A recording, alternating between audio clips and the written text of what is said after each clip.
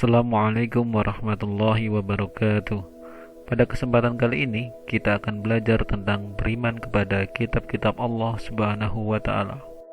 Sejak Nabi Adam alaihissalam sampai Nabi Muhammad sallallahu alaihi wasallam, para rasul datang untuk menyampaikan ajaran Allah Subhanahu wa taala kepada umatnya. Sebagai manusia biasa, para rasul juga akan meninggal dunia. Sepeninggal para rasul, kehidupan umat manusia mengalami pergeseran. Oleh karena itu, Allah Subhanahu wa taala menurunkan kitab suci agar umat manusia memiliki pedoman hidup dan tidak tersesat. Al-Quran adalah kitab suci umat Islam yang diwahyukan oleh Allah Subhanahu wa taala melalui malaikat Jibril yang diturunkan secara berangsur-angsur kepada Nabi Muhammad SAW. Al-Quran merupakan kitab suci yang terakhir dan merupakan penyempurna kitab-kitab sebelumnya. Al-Quran merupakan mukjizat Nabi Muhammad SAW yang terbesar dan abadi di antara mukjizat-mukjizat lainnya. Al-Quran idealnya menjadi pedoman sekaligus menjadi dasar hukum bagi kehidupan seluruh umat manusia dalam mencapai kebahagiaan di dunia dan di akhirat. Rasulullah SAW menegaskan bahwa manusia tidak tersesat dalam menjalani hidupnya selama berpegang teguh pada Al-Quran dan hadis. Rasulullah SAW bersabda, "Kutinggalkan untukmu dua perkara atau dua pusaka. Kalian tidak akan tersesat selama berpegang teguh kepada keduanya, yaitu Al-Quran dan Sunnah Rasulnya." Hadis riwayat Hakim. Iman kepada kitab Allah Subhanahu wa taala artinya meyakini sepenuh hati bahwa Allah Subhanahu wa taala telah menurunkan kitab kepada nabi atau rasul yang berisi wahyu untuk disampaikan kepada seluruh umat manusia.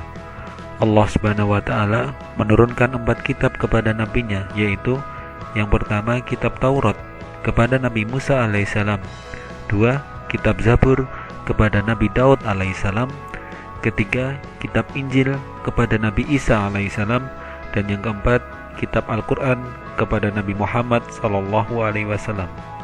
Kitab-kitab yang diturunkan Allah Subhanahu wa taala berisi tentang peraturan, ketentuan, perintah, dan larangan yang dijadikan pedoman bagi umat manusia.